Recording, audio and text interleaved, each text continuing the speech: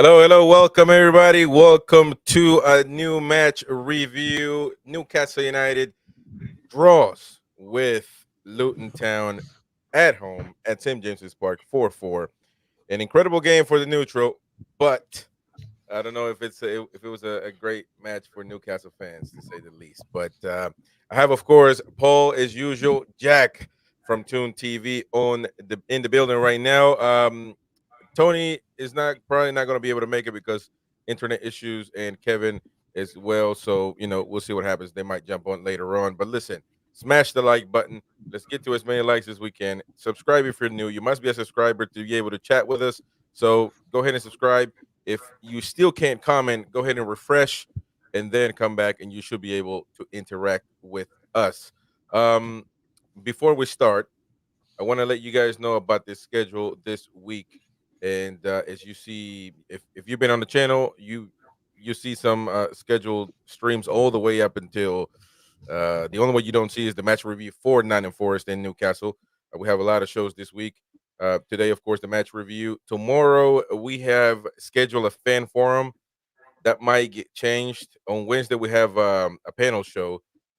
Tomorrow we might have a panel debate show because Wednesday we will have a sit down.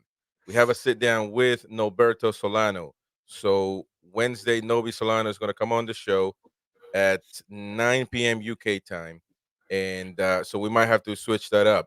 And this is going to be an incredible week for the channel because we got Nobi Solano on Wednesday, and on Friday, well, Thursday we got the match preview of Forest Newcastle, so we're going to have that, and then Friday, as I said earlier, we're going to have another sit down with legend Warren Barton. So we got two legends coming on the show this week. This is going to be incredible. Yeah, we have a lot going on. And of course, on Saturday, we got the usual match reaction.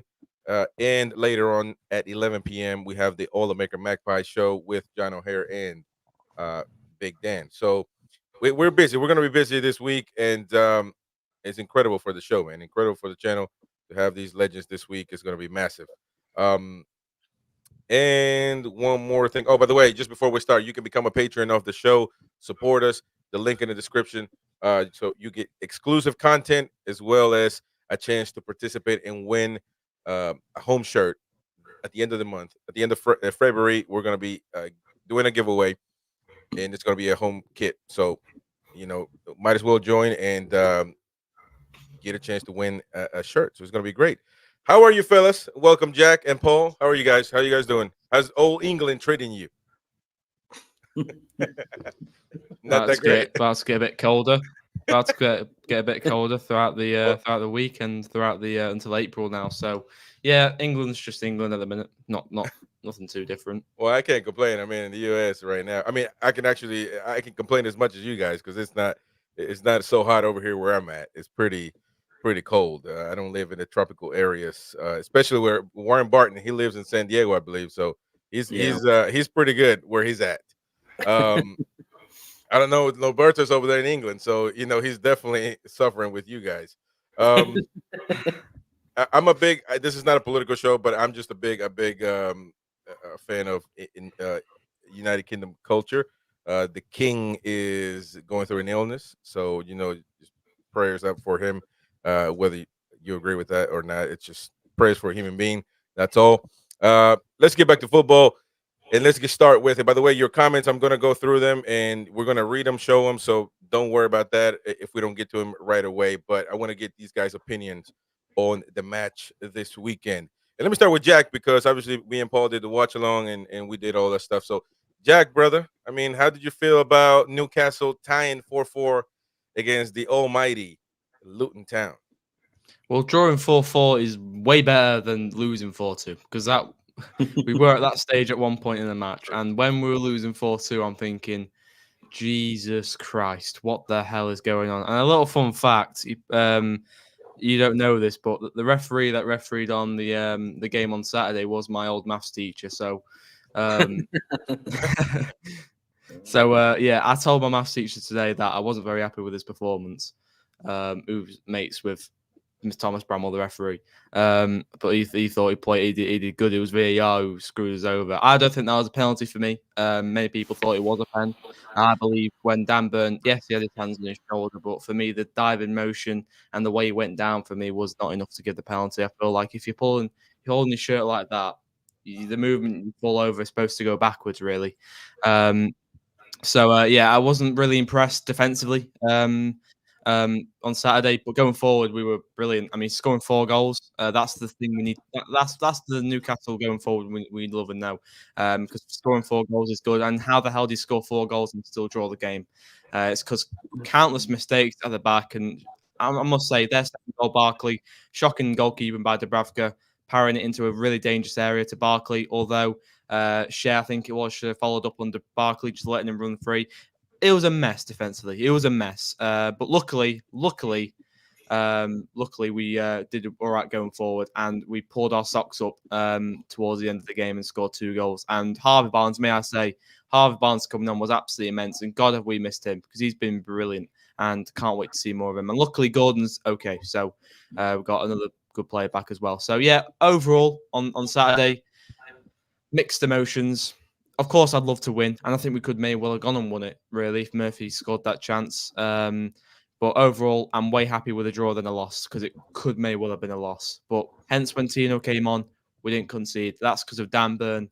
Dan Burn is good to start in some games, but against Luton, against Ogbene, who's one of the fastest, now the second fastest in the Premier League, they're the games you don't really want to be starting Dan Burn in, because what happened, they attacked our left side multiple times, and they got 4 goals from it. So, and the set piece, letting Oshu, I don't know what his name is, letting him run through and score either. It's just poor defensively and poor picking Dan Burn, really, from Eddie Howe. So defensive and Eddie Howe really did cost us that game on Saturday, and I'm a bit disappointed because we could have won that. Yeah. Paul, what are your perspective now, with probably, what is it, 48 hours or 20, 36, whatever it is after the match? Have you calmed down? Have you have you gone through your mind and said, I'm going to do some yoga on this show tonight? What are your thoughts, brother? Yeah, well, after me and you went viral on the reactions channel, so thanks for that, YouTube reactions. You just shoved us in there. Yeah. So there you go. That was fun seeing that. No, yeah, I mean, look, it was such an odd game, because I agree with Eddie a little bit when he was talking. He said that when we went 1-0 up, he was thinking it could have been like a special day for Newcastle, because I think he was thinking at 1-0, especially it was early. Oh, this could be quite a big scoreline for Newcastle. But we just let Luton in. Like we said at the end of the first half, like, they had more shots on target and more possession than us at St James's Park. Like that, how rare is that to happen against us? That's not like us at St James's. So that's really frustrating. And it's the areas that are letting us down. I mean, the first goal, the header. I mean, he's got about four St James's Parks to score that goal. It's really bad.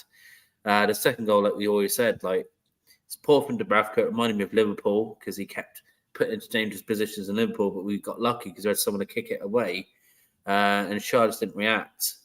The third goal, like we said, the penalty is annoying. But like we said in the watch long, it's soft, but don't give the ref any decision to make. Don't give VAR a decision, because we know they are tin pot. We've seen Jota get a penalty for not being touched. We've been here before, where we just know if you give them a decision to make in that box, they'll try and find something in it if they think there's something wrong with it. So, we all knew that. Annoyingly, it's soft, but these are the things that VAR give. It's so frustrating. So you give them a decision, mate. They've made one. So I don't agree with it, but that's just what VAR do. And then the fourth goal is a comedy of errors. It really is a comedy of errors. And then you're thinking, we're going to lose 4-2 to Luton. What is this? And then Eddie Howe finally makes some changes. Harvey coming on, changed the game. Tino coming on, changed the game. Burn, quite rightly, was hooked. He should have come off at half. Well, realistically, he shouldn't have started, but really, if you're being brutal, he should have come off at half time. And those changed the game. And as we said, we should have really won it. I mean, that cross from Bruno for the potential 5th goal is one of the best crosses I've seen. And it's just a shame we haven't got there because that cross deserves a goal. But it is what it is. You can't get me mad at being 4-2 down and getting the 4-4. You know, it is what it is. But it doesn't look great, does it? I mean, Luton deserve something because they were great. They came to the St James's Park and they weren't scared to attack. But again, it's our midfield, isn't it? It's that one ball. We get done by one ball and it keeps happening. Right. And sometimes the dynamic of Miley, Sean and Bruno, it doesn't always look the best of balance there. Wes, I hate that Joe Linton's injured. Can he just miraculously come back next week, please? Yeah. I mean, it's one thing I've heard other people talk good about Luton, and it's not when we criticize the Newcastle, it's not that Luton didn't perform well or they didn't deserve to get a point or a win for some people, whatever it is. It's not that. It's that we made mistakes to let them score. That any other day, on a good day, shouldn't happen. That Dubravka bounce, got to be careful with that. You know, what I mean, that is literal. I mean, youth type of learning skills right there. You know what I mean? That's what they teach you. Teach goalkeepers. Lewis Newcastle fan, he's a goalkeeper. I'm sure he knew that. You know, since he was goalkeeping in his younger years. So I mean, and it's not that because I've been reading. I'm in the middle. I mean, Dan Burn has been. It's okay for him to get criticism. Then I've seen, a slaughterhouse all across X app. So there's got to be a balance, and you have to make sense of what you say. If not, you're just insulting somebody, and at the end of the day, nobody's going to listen to you. Or maybe that's what they try to get. A rise out of people, people to get to like it, to follow them. But at the end of the day, you have to make sense of what you're saying. If you want to criticize Dan Burn, he was one of the culprits for sure of this match. But Dubravka has his faults as well, and as well as other players. Bruno Guimaraes, he gets praised every week. Well, this week he didn't play well. He played well at the end of the match, but it's okay to criticize him as well. And it's just one match. Criticizing doesn't mean that you all of a sudden are a Sunderland fan and and you don't care about the team. It's got to because they're not going to play 100% perfect all the time. And against Aston Villa, we didn't perform. I love the way we played well, and it was a very nice. I think we ran Aston Villa over at their stadium, and I figured that would be what the team needs to go on a run, to beat Luton, to beat Nottingham Forest, to beat Bournemouth, and then get ourselves back in this seek for European football. And again, we lost against Luton. We don't know what's going to happen this weekend. We're going to do a match preview of that.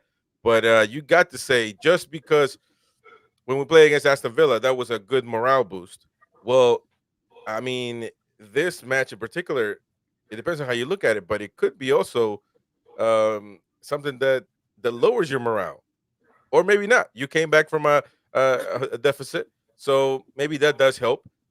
But what do you guys think on this situation? How do the players? I mean, I would assume there's no other way to take it. Listen, you got to take the positives and we move on. But at the end of the day, not everybody is going to take it that way. I'm sure Dubravka is going to think, "Damn, I messed up. I messed up on that one." Burn, definitely. Let me welcome Ian Toon Trader to the show. But Paul, what do you think, brother, on this? Or do you think that they're just going to move on and forget about it? I don't know. I just wanted to jump Oh. on because I've seen my pal Jack, who I've not seen for a long, long time on here.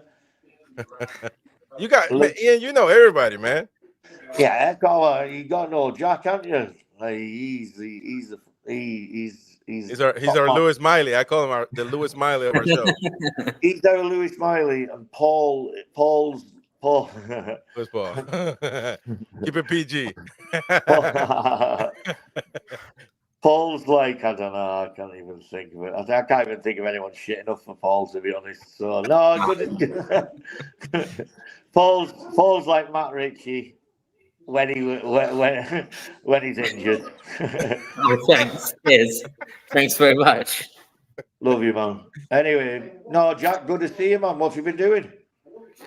Not too bad, not too bad. Just been creating content and Yeah, staying focused for the exams on in May. yeah. How old are you now, Paul? 16 next week. Yeah. So, man. as from next week, ladies beware. You know what I mean? He's out there, man. He's out there. Hey, Ian, what do you think about the match, man? Yeah, it was. You know, I don't know. Like, let's. I'm just gonna go for a walk here. Sorry. Ian has rated the stream. My missus is watching Love Island, and my best mate's up as well from Manchester, and I know for a fact. Where are you in the he's dying to cellar? jump on it. You what? Where are you in the cellar? What are you doing? No, not all of us have a gimpy little cellar like you, Paul. You wish I was in the cellar. And by the way, for anyone watching who thinks I'm being horrible to Paul, I love Paul. Right. Yeah.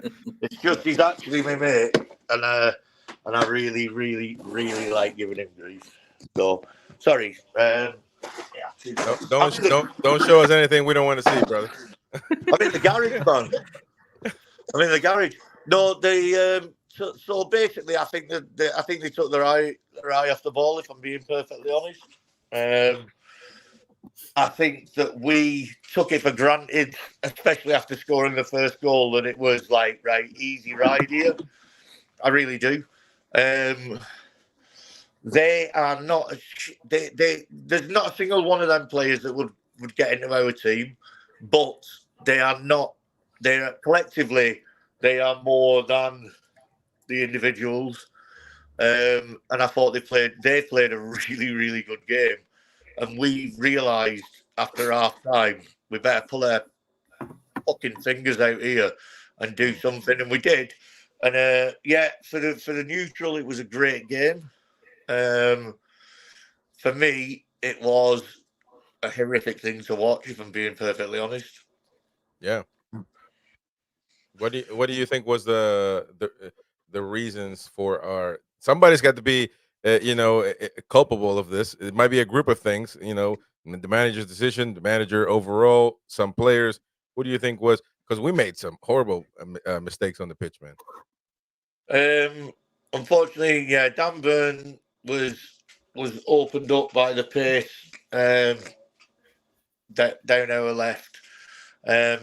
But he didn't have the support that he would usually have if you've either got there's multiple players who would usually play out there on that left hand side. So whether it be whether it be somebody out of the wings, coming back and looking after him, Big Joe looking after him, whoever, I think he was constantly 2 against 1, but it's dead easy to just blame it all on Big Dan. But he was 2 against 1 constantly. I think as a collective, we attack as a team, we press as a team, and we defend as a team, and that is something that we just didn't do. So yeah. I'm not gonna stick it all on Dan Burn, but I do feel, for me, that Tino should be playing, and I have felt that for a long time now. But when you look at how many clearances, how many foots in, how many headers that BDB gets away, He brings so much. If we're playing with a back three with him on the left, then yeah, I'd understand it. And that is what it drops into when Trips goes forward. But unfortunately, we're getting targeted so much down the left now that it's obvious that we need more pace out there. Yeah. Let's go with the player scores. This is the time. Well, actually, Paul said it in the watch. I don't know if he's going to change his mind. but he said it's pretty clear where his score for Burn is going to be. But we're gonna get to that. Who said that? Who said that? Paul. Paul. Yeah, man, Paul. But you gotta understand, he was upset at that moment in time. It's rain since. Paul on here, yeah. Yeah. Raw emotion. Raw emotion. And you know what it is? I very, very rarely disagree with anything, being honest, that Paul says, because generally he actually does know a lot about football. And I come on these things, and I'll be honest with you, like, I've watched football for a long time. I'm older than I look. Like, I know I look about 27 and that, but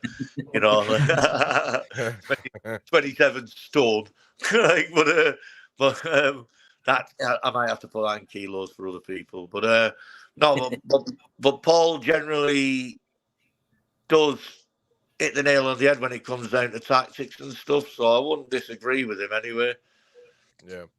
All right, let's do the player scores. Yeah, people are waiting for it. And by the way, people, you're listening, you're watching, put your player scores as well as we go along these players and subs as well. So let us know what you think, how you think they perform. Let's start with Martin Dubravka.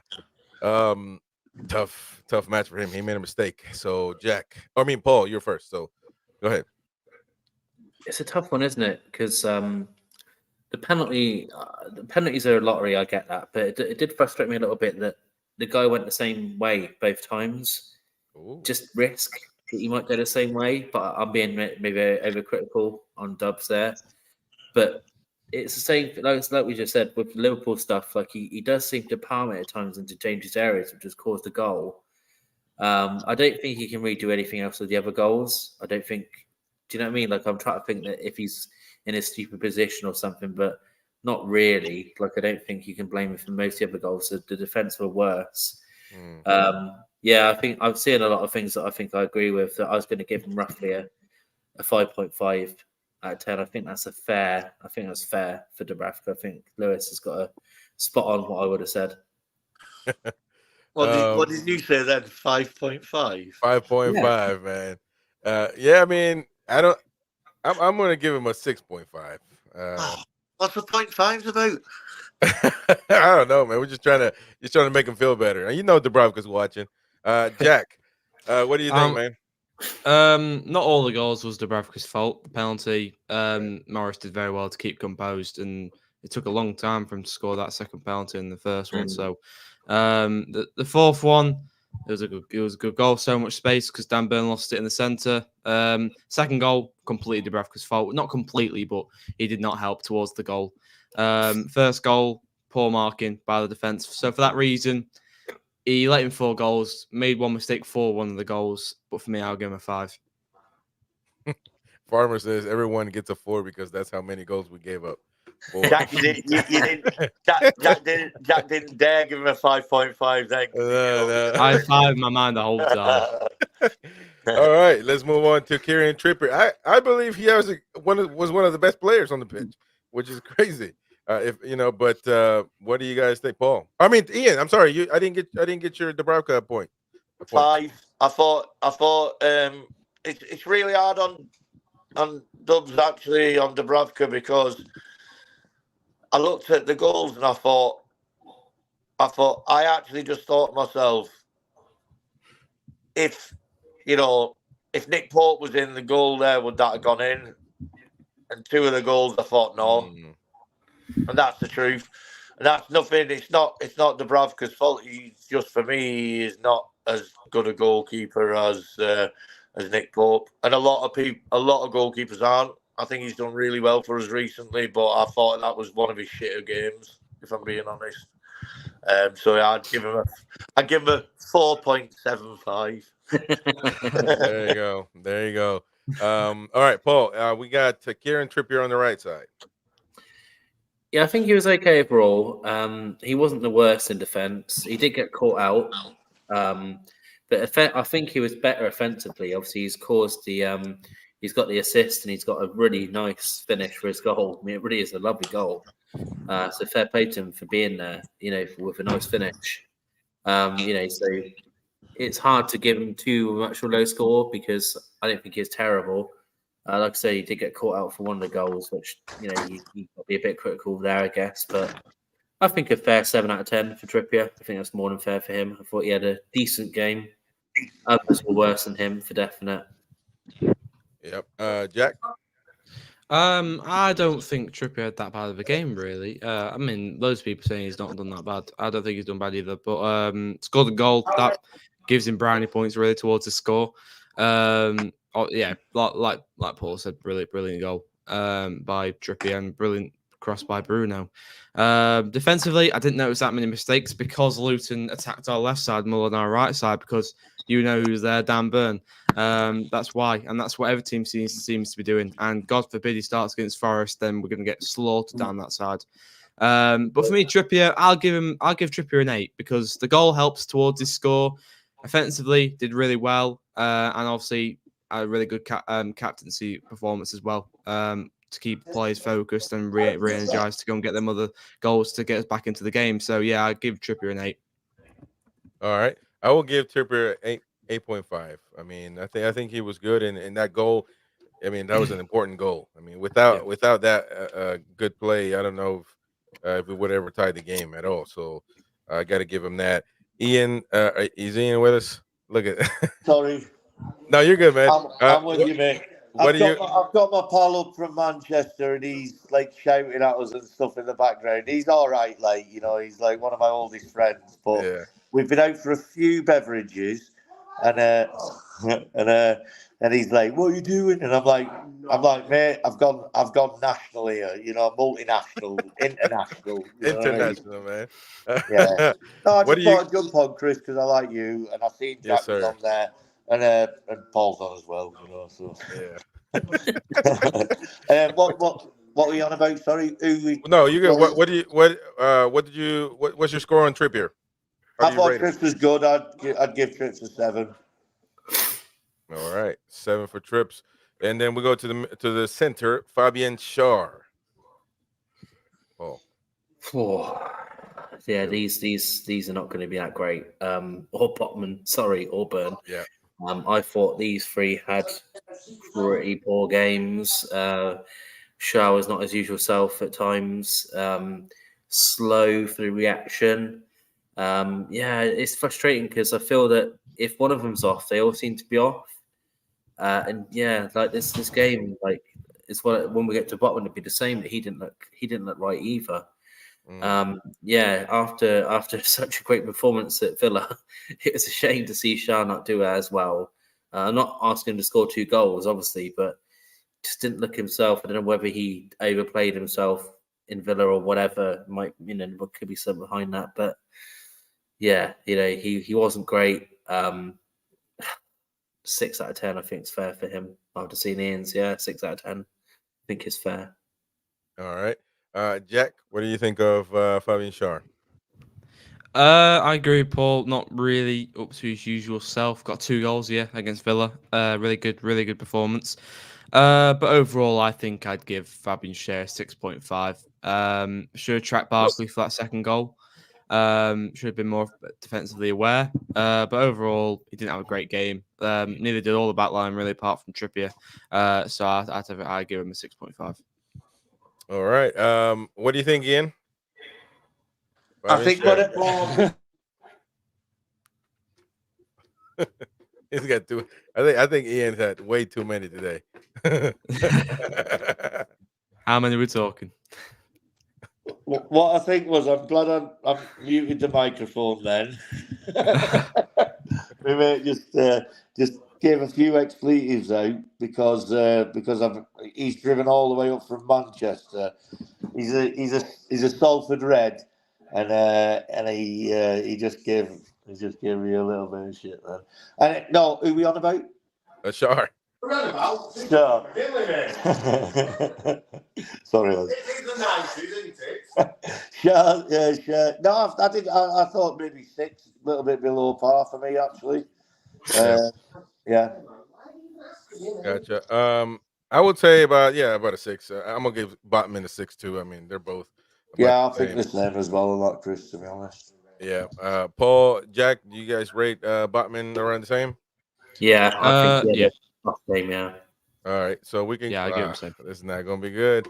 We're going to go to the left side, and the man of the hour was Dan Burn, man. Dan Burn, proper Jordy. So you got to, if you guys are going to criticize him, he definitely played bad, because yeah.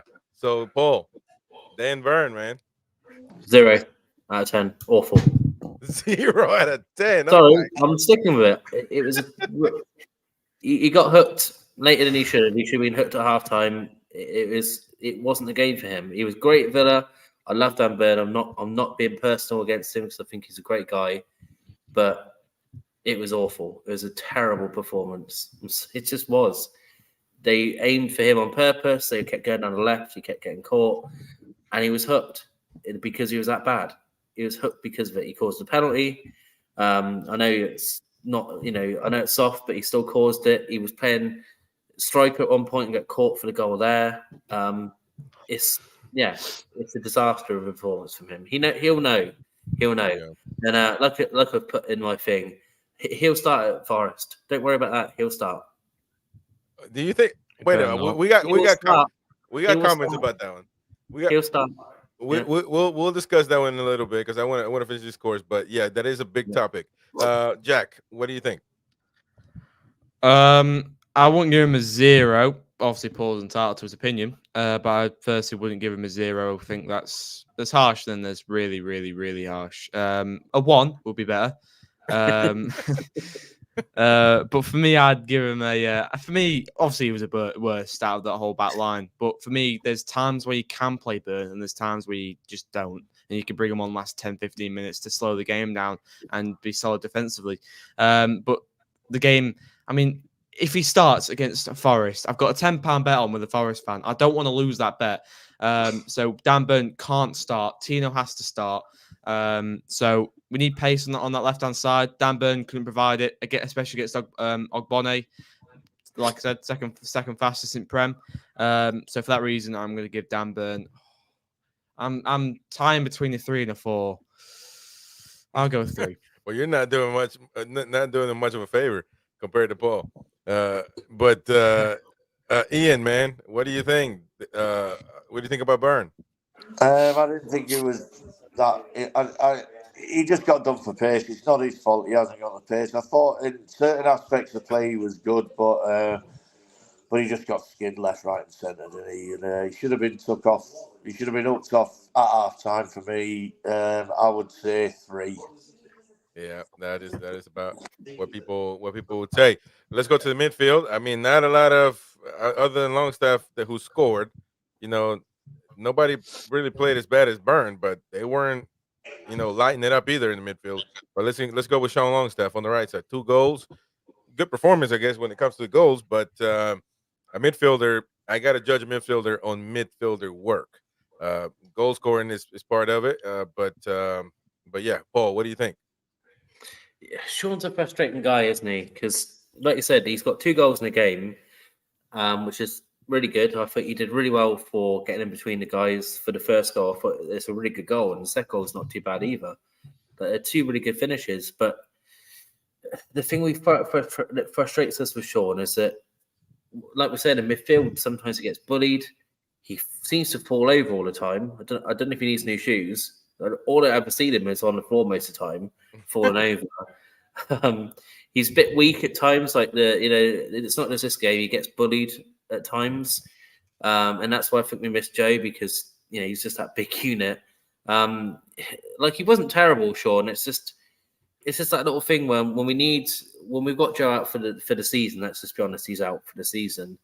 We need someone in there with a bit more bite, and Longstaff can provide that. This is what's frustrating about him because we've seen him play better than this before. He can be unbelievable. When we lost him to injury last season, I remember everyone thinking like, God, we really we miss him now he's out. Like we were crying out for him to come back from injury. So he can be outstanding, but he just looks a bit below his usual self at the moment. But like I said, it wasn't terrible at all, but yeah, just needs to be a bit more strong on the ball. So yeah, I think as Ian said, I think he need to be fair because it's 2 goals. So 7, I think, is a fair score for him. Jack. Apart from 2 goals, he was invisible. I didn't really notice him really the whole game. He didn't really do much. So, the 2 goals, if Sean Longstaff didn't get them 2 goals, then God knows what his score would be. But for them 2 goals alone, I'd give him a solid 7. Yeah. Ian? Yeah, it was fairly shit apart from the 2 goals, so he gets a 7, doesn't he? All right. Yeah. I mean, actually, Ian Fleming said Longstaff 7 for the 2 goals, meaning if he didn't score 2 goals, he would be in the 6-5 category. No, if he didn't score the 2 goals, he would be in the 3 or 4 category because he literally. I think I've seen him. He made a few tackles, and that was about it, really. Yeah. How do you guys get those thumbs up bubbles? By the way, like I seen John O'Hara do it, and then somebody else did it too. Like, how do you guys do that? Thumbs up bubbles. Yeah, look, Ian just did it. Look. Oh, I didn't mean to do it. That's crazy. I think that's probably all my fans, Chris, like giving us like. And you know, Ian's a caveman, so he's streaming from his phone. So. Chris, I literally sure. have not got a fucking clue how to do anything on here, man. Don't you worry about that. That if you want hilarious. to know how to do anything, speak to Jack. He's the man, like he is the man. That is true. Do you know what it is? Jack's gonna be the best Newcastle podcaster, bar on, in a few years. Yeah. Once he gets a few more pubes than that, and you know what I mean. Like, Well, what's happened? He's gonna be the top man. He is. Yeah. I love Jack, and I think Jack is our Lewis Miley, man. I told you, he's our star. So Jack, you all right, man? I don't. It seems like you're screaming. My thing. I don't know. We hear a little like a little frog. No, I don't know what that is. It's like a static or something like that. But it's okay, brother. All right, let's go to Bruno Guimaraes. Paul? How do you rate him? You're struggling on this one. It's a really sporadic performance from Bruno. First half, he might as well have been in Sunderland because he was anonymous. He wasn't great. You know, he's got endeavour, but he wasn't really in the game, really. And in the second half, especially when Barnes came on and Wilson, he looked so much better. Like he was, someone's crossing and, he was unbelievable for some of that. Like it really was like outstanding. Like that cross for the potential 5th goal, it's one of the best I've ever seen. It's just unbelievable. He still has quality, even if he has an off game for him. So, Bruno really is like a special talent, even on the day where he's not being his usual stuff. I still wonder whether he's playing a little bit underneath his usual self because he knows that if he does a tackle that he's going to be suspended for 2 games, because I just don't think he has the usual Bruno bite at the moment, just because I think he's worried that if he does get a yellow that he's cropped for 2 games, and whether Eddie said to him, like, just don't be as aggressive as usual, because he hasn't, do you know what I mean? There's that little thing missing from Bruno's game there. I don't even know when that cuts off that suspension. I'm not sure if I'm pretty sure he's going to get a yellow at some point and be. Oh, it's just me. There we go. There we go. Yeah. So so I'm pretty sure he will get the yellow and be suspended no matter what. But it's one of those, isn't it? But yeah, I think Bruno just he had a bit of an off game for him, but like I say, some of the crosses were phenomenal. So not being too harsh on him, I think a 6 is fair for Bruno because it was it wasn't terrible, but he can do better. Mr. Jack, why do you rate Bruno? I hope he don't get suspended against Forest. I really want to watch him against Bournemouth when I go. I really want to watch him. Yeah. Bruno, I think I've seen a few 5s and 6s in the chat, and I don't fully agree because bear in mind he did get that assist for the Trippier goal, which also boosts his score a little bit as well. I mean, I'm looking through FotMob now. FotMob are giving him a 7.8. He's had 74 touches, 4 in opposition box, and fairly decent at recoveries and dribbles and also really well at his duels as well. For me, I think I'll give Bruno 7.5 because I don't think he was absolutely awful. He was our best, one of our best midfielder on the day. Midfield's been atrocious since Joelinton's got injured. I think when we get Elliot Anderson back, I think he would be a big positive for us because he just provides that physicality in midfield to let Bruno play. And I think Anderson would provide that. And he certainly will play better than Longstaff. The midfield just doesn't seem strong enough for me. It just doesn't seem strong enough. We need someone in there who can dominate off the ball and physically. And we're just not having that. And Miley, he's not a physical player.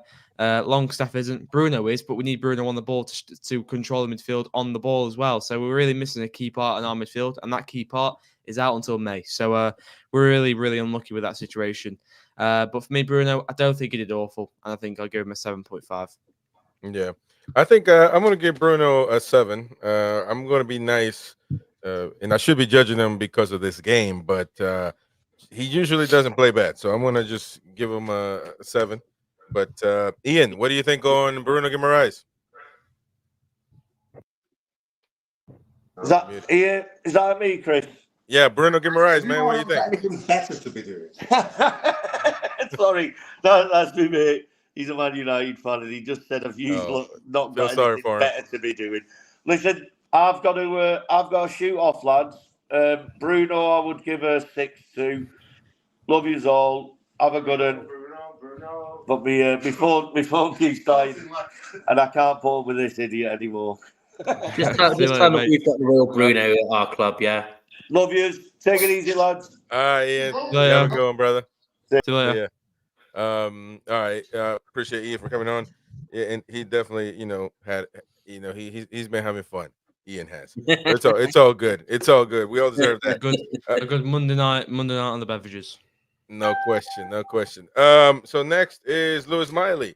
A lot of people, judge the young lad, and I mean, judge hard. I mean, listen, man. Sometimes I think he was all right. I mean, again, the whole team didn't play well, so I think he's been judged too hard when other players with bigger names and bigger stature have played worse than him. So I'm going to go ahead and give him a 7.5. But what do you guys think, Paul? Man, I agree completely that, this is a lad who, not because of skill, but there's no way he should be playing this much. No way. Like, it's one of those where if we had a fully fit team, I'm not being funny because he's a great talent, but he'd be getting like minutes in the 80th minute. Do you know what I mean? Like, I'm not being harsh. You might get a start here and there, but, Bruno and all the, Joe and Willock and all these people, like they are ahead of him, as a development side of things. But I do love some of the things he does on the ball. Like I said, we wouldn't have got the 4th goal if it wasn't for him. The tackle is unbelievable. It's a phenomenal challenge that's led to Harvey's goal. So he's doing some things that are beyond his years. Really, it's really exciting to know that we have a talent coming into the squad like that. That potentially could save us big money in midfield because we've obviously got this whole thing with having no money or whatever the hell's going on with FFP. We are going to get some money, I hope, in the summer. I'm assuming with all of the Champions League money and all that. Whether that comes into anything, you never know with these rules. They'll probably put a new rule out that every club can spend but Newcastle or something in the summer. You see that happen. Stuff stopping us doing anything. But no, I think he's done amazing for what he can.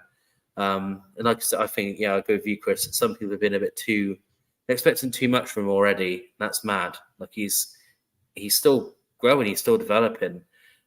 He's not a starter for me like properly until like a year or two. Really, he needs to grow into that and learn what he needs to do and stuff. So for him being so good now, it's phenomenal, really. So I think for the game, I think a fair 7. I think that's fair for him. Jack? I agree with a 7. I agree with Paul. I don't agree with. You can give constructive criticism because that's a part of growing up and growing into a professional footballer. You can't just have yes men all over the place. Otherwise, you're not really going to progress into an absolutely brilliant player, which he's got the potential to be. But Lewis Miley, I think he's been playing really well, and to play the games he has been playing, especially in Champions League as well, to get an assist against AC Milan, he's got a lot of credit in the bank to really, even at his age, credit in the bank to really not deserve all this massive criticism that goes his way. And this is the worry with starting really young players. If they do perform relatively worse, he didn't have a bad game. He didn't really have a bad game. So I don't agree with all the criticism, but I don't really agree with on the heavy criticism. I agree on the criticism of like constructive criticism, but I don't agree with going out on the attack for Lewis Miley. But for me, he wasn't better than Bruno, but he certainly was better than Longstaff. Although I did give Longstaff 7, so I have to give Miley a 7. So now I've just contradicted myself with Longstaff and Miley. So can I maybe switch my Longstaff score? Of course. 6.5 Longstaff, 7 Miley. Now you're learning from your mistakes. I told you are Lewis Miley. You're learning, man. You're gonna get better at this now. You're gonna get better at this. I'm learning. Let's go to the forwards. Jacob Murphy on the right side. Is the right wing. Is that where he started? Yeah, he did. Yeah. Didn't he? Yeah. Okay. I thought he started from the left side for some reason, but yeah. Jacob Murphy. Breath of fresh air. It's so good to have him back. I tell you, this lad, we've missed him a lot. We really have. And as much as he gets pelters in the past, I don't think people realise how much work this lad does, because I thought he was really good in this game. He just brings energy, pace, attack. Yeah, it's just lovely having him back. Just having more options for once. It's just not. It's nice to have people like on the bench who can make an impact, and it's nice to have people on the 11 who can make an impact, especially when we're struggling with the starting 11 with who to play where. But yeah, I really like Murphy's performance. I think he was probably, I mean, Gordon wasn't terrible, but he's hooked at halftime because of an injury, so it's hard to give him a big rating because, he's been hooked off. That's not because of his own fault. It's just our luck with injury just seems to be out the window. Luckily, it seems that Gordon's going to be fine, so that's fine. But yeah, I think a fair 7.5 for Murphy. I think he was really good. All right. I will give Murphy a 7 as well. I mean, yeah. Now we'll go to the left side. Miguel Almiron. Paul. Oh no, I'm sorry. Jack, did you? I'm sorry. Let's keep you, brother. I'm sorry about that. Jack, go ahead, bro. Murphy. For me, I'm learning too. You're learning as well. Constructive criticism is allowed. That's right. Now, Murphy's only just getting back to full fitness. He's just come out from a really, really long injury, dislocated shoulder. Obviously, back-to-back, he dislocated shoulder against Dortmund, and then was it Arsenal he came back and then dislocated it again? I think it was Arsenal. Anyway, it was back-to-back dislocated shoulders, so it wasn't very nice. But to have Murphy back, we have a right winger who can use his left foot and also use his right foot and put in crosses with his right foot is it's so much better. And then playing Miggy on the left is also a breath of fresh air as well. So we're having Murphy and Miggy on two sides who can cross the ball on the actual foot, which look what happened. We got 4 goals. Strange that. Maybe we should have done that from the start. I went, no, we can't because Murphy was injured. So I'll go back on my word. But yeah, Murphy only just getting back to full fitness, and we know what he can do. Late last season, early this season, we know what Murphy can do at full fitness, and I just can't wait for him to gain his match fitness back and really get confident. Unfortunately, not to get the goal against Aston Villa, which would have created a massive boost for him. But Murphy, like Paul said, massive breath of fresh air, and for that reason, I'm going to give him a 7.5. All right. Big up Andrew DB says, how do you say that? Arit. Arit lads. I just feel like I say it weird. I feel like I sound weird. Arit lads. Arit. Yep. Yeah. Saying that word boils me piss. Like that's my favorite word and my favorite phrase in Geordie. When I get pissed. Yeah, this weekend I used it a lot, and my wife doesn't know what it means. But let's go now with Almiron. Paul. Yeah, I mean, I love Mickey. I think he gets a lot of over criticised. He does get over criticised. But again, I thought I thought it was nice to see the switch. And I think he looks quite good there. We've played him in the past, and he always looks a bit better. So I think that's something we can play with a bit more because he was given a bit more endeavour. He's doing some good things here. I mean, you can't ever fault his willingness to run back. That's another thing that you can't moan about because he does not stop. I did see some people saying that maybe Dan Burn missed him because he wasn't on his side for once. I don't know if there's much in that. I did see some people kind of trying to make that point there that Almiron helps Burn out quite a lot, but I don't know. I guess you're being a bit kind there, but I thought Almiron did fine. I don't think he was as good as Murphy, but not by much. I think Almiron did fine. So I gave him a 7.5, so I'd give Almiron a 7. I think that's fair. All right, Jack. I agree. I give Miggy a 7. Again, like I said with Murphy, breath of fresh air on the left hand side. Crossbar on his left foot. Miggy's played on the left hand side for Atalanta, Paraguay. He's played on the left so many times, and I'll go back to the Carabao Cup win against Manchester United 3-0 in November. Sorry, when Miggy played on the left, got a goal and absolutely torn them a new one.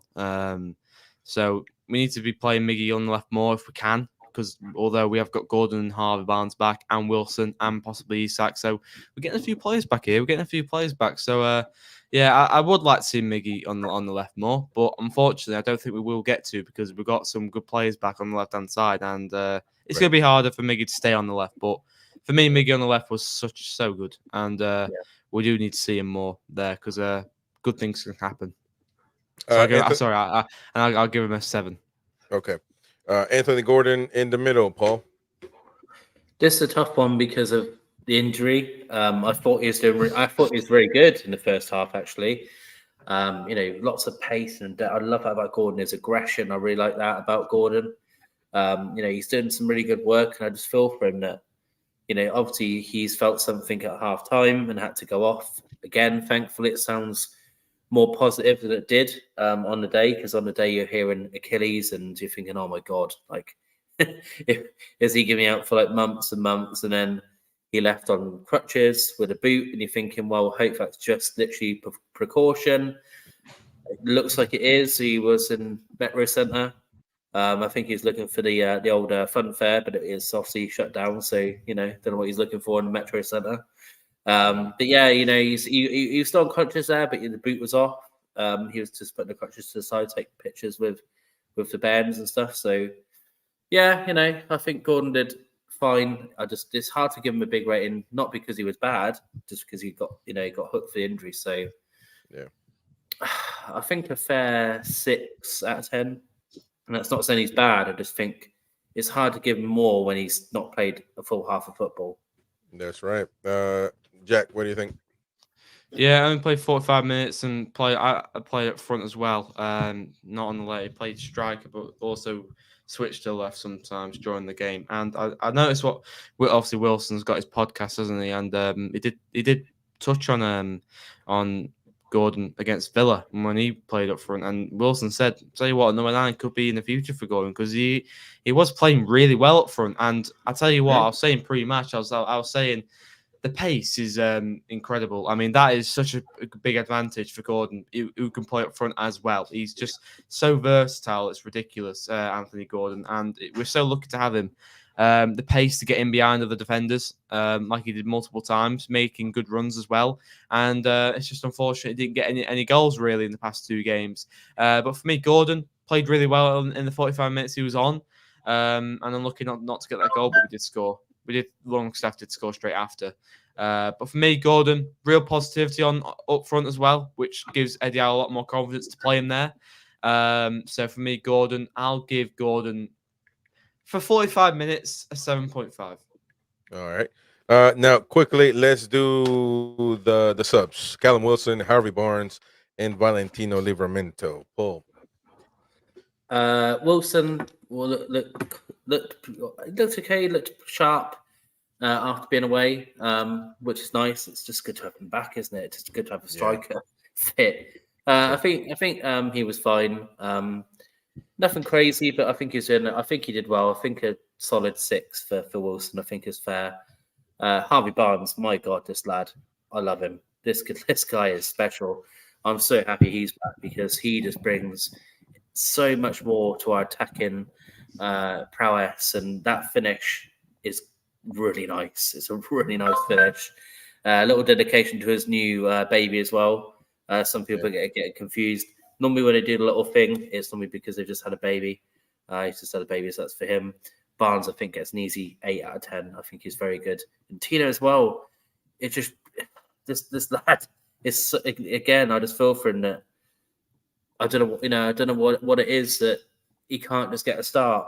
I don't know what it is. I don't know whether it's fitness or what. It must be some reason that Eddie has something there. I'm not sure, but he was phenomenal from coming on. I think he was easily a 7.5 out of 10. I think they made a big impact on the game for definite. Yeah, Jack. I'm gonna quick fire these. 787. There we go. Let's go. Go ahead. Did you finish your point? You finished That's your point? it. Yeah. Wilson there you 7. Wilson 7. Barnes 8, and Tino 7. There you go. Last week our predictions, man, no good at all. I said 4-0, so we scored 4. I never would have thought ever that Luton was going to score 4. So, but didn't win that one. And Paul said 3-0, so he missed that one as well. No one there. Ian Toon Trader 3-1 Newcastle, way off. Superfan didn't vote, but we got to get his vote next time. We got to make sure you guys vote. Jack, you didn't vote either, so come on, man. You gotta get on it, my brother. Oh, sorry. Tony said 2-1. Yeah, you were off. Kevin 3-1 as well. When it comes to man of the match, you would have gotten it wrong. I would have gone 2-0. That's what I went with. Okay. Sorry, I forgot. No, you're good, bro. Man of the match, I went with Bruno. Paul went with Murphy. Gordon. You said Gordon. You said Murphy was going to score. Gordon was going to score 2 goals as well. Ian said Bruno. But yeah, we were all off. Man, we could not get this right ever. Like, what the hell? But we'll see on Thursday for the match preview what happens on the weekend. We're going to be finishing up this show quickly, though. Paul, you said that Burn is going to start on the left side regardless of today. Yeah, right there. Burn starts the next game. You watch. I know people are going to be pissed off, and then they're going to be annoyed. But you watch him start against Nottingham Forest. You watch him. You watch him start. That's no good. But would you put him on the pitch if it was you? No, not at all. But I just know he will. I just know he was. If he's like I keep saying this, people get annoyed at me as if it's me picking him. I keep telling people, and I keep being proved right. If Burn is fit to play, Eddie will play him. I'm sorry, because Eddie will now think, oh, he's had a bad game. He can come back and play better.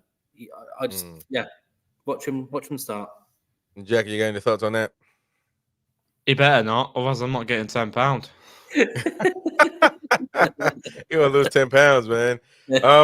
A Nottingham Forest fan came up to me and made a £10 bet just because Chris Wood scored a hat-trick against us. He's feeling very, very confident. Well, if Dan Burn starts, I'm feeling not very confident. I'm feeling confident right now because I think we can do something down there. It could be the same thing because you got Ilanga that cooked them in the last match that we played them. Exactly. But to be fair, he's not playing Ilanga at the minute. But I'd rather not just have that worry and just play Tino. I'd rather just save the anxiety for another game. When is your show, Jack, for the previous show for the Forest game? Friday. It'll be Friday. There you go. Friday. I actually did a poll just to show the fans real quick. Yesterday, how do you feel about Newcastle's performance versus Luton? 41% voted simply a nightmare. 30% voted should be happy we got a point. That's 30% though. I'll do it for that. 25% voted I don't know how to feel. So people are lost. And some people voted simply a nightmare. So listen to that. Quickly, just to mention some of the comments. Lewis, Newcastle fan, had a question. Once again, the Premier League screwing Newcastle over with kickoff times for Chelsea Unbelievable. away, 8 p.m. 8 p.m. Oh my Unbelievable. God. 8:15 kickoff. Idiots. Yeah. Idiots. That's crazy. TV before fans, like Wolflegs did against Luton. They just had a. Ridiculous. Sorry, I'll go on a rant again. They just had a weekend moaning on about green football, green football. Look how great the Premier League is. We've got green fans. We are fucking idiots because you keep putting the Newcastle fans. Chelsea away 8:15. Arsenal 8 o'clock at night. Aston Villa 8:15 at night. Stop! What are you doing? Do you not care about fans? If you care so much about being green and all this, what are you doing? Like, why are you doing this to people? I bet you again.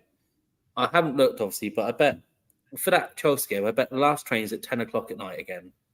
It's so annoying.